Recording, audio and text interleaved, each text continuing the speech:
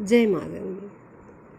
संसार विषनाशिने जीवना नमोस्तुते तापत्रय संहंत्रे प्राणेष्यते नमो नमः। हे देवी गंगे, आप संसार रूपी विष का नाश करने वाली, आप जीवन रूपा हैं।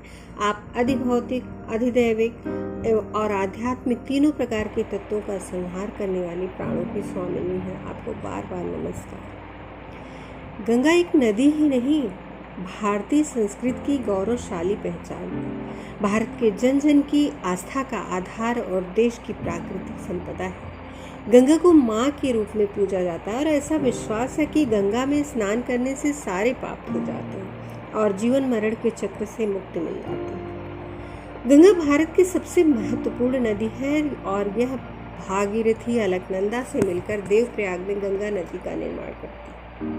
भारत और बांग्लादेश में कुल मिलाकर 2525 किलोमीटर दूरी तय करती हुई उत्तराखंड में हिमालय से लेकर बंगाल की खाड़ी के सुंदरवन तक विशाल भूभाग को सींचती है। केदारनाथ में मंदाकिनी और बद्रीनाथ में अलकनंदा, गंगोत्री में भागीरथी कही जाती है। पौराणिक मान्यताओं के अनुसार गंगा राजा हिमवान और मीना की पुत्री है और माँ पार्वती की बहन है।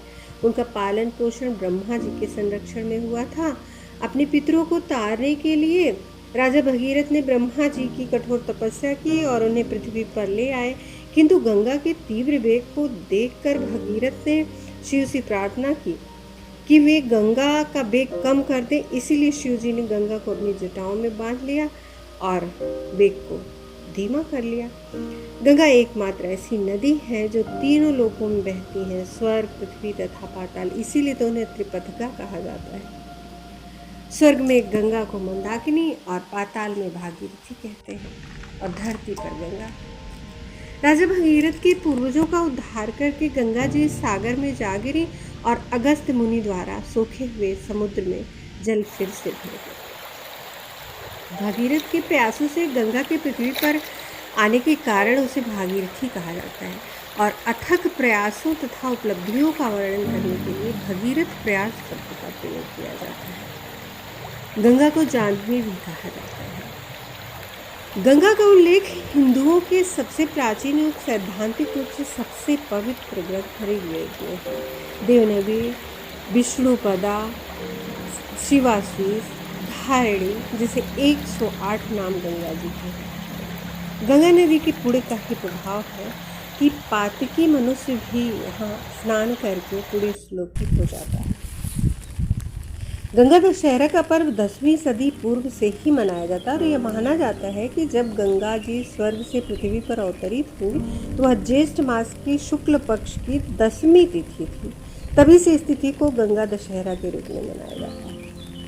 राजा भगीरथ के भगीरथ प्रयासों से गंगा अलकनंदा से भागीरथी होकर भारत के कल कलुष को धोती हुई समुद्रगामी हुई। भोजराज ने राजा मार्तंड के 10 पापों के निवारण के पर्व के रूप में गंगा दशहरा का वर्णन किया है। गंगा नदी में होने वाला प्रदूषण भारत सरकार और हम सब के लिए चिंता का विषय है। ऋषिकेश से लेकर कोलकाता तक गंगा के किनारे परमाणु बिजली घर से लेकर रासायनिक खाद तक के और न जाने कितने कितने कारखाने गंगा किनारे लगे हैं और यही सब गंगा के प्रदूषण का कारण है। गंगा की सफाई के लिए कई बार योजनाएं बनाई गई, किंतु वह लापरवाही और भ्रष्टाचार की भेंट चढ़ गई। गंगा नदी का न सिर्फ आध्यात्मिक एवं सांस्कृतिक महत्व है, बल्कि देश की 40% आबादी गंगा नदी पर निर्भर है।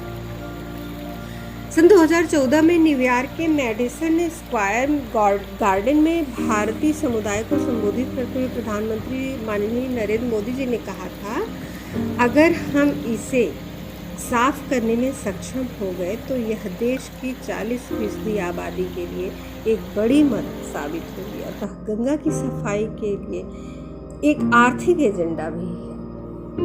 गंगा के प्रदूषण को समाप्त करने के लिए सरकार ने नमामि गंगे नामक एक एकीकृत गंगा संरक्षण मिशन का शुभारंभ किया। केंद्रीय मंत्रिमंडल ने नदी की सफाई के लिए बजट को 4 गुना कर दिया और 100% केंद्रीय हिस्सेदारी के साथ केंद्रीय कार्य योजना का रूप दिया। हम सभी का कर्तव्य है कि हमारी सभ्यता, संस्कृति व विरासत के प्रतीक माँ गंगा को सुरक्षित व स्वच्छ करने में अपने स्तर पर योगदान दें। धन्यवाद। जय माँ गंगे। मेरे चैनल को सब्सक्राइब करें, वीडियो को लाइक, शेयर और कमेंट करें।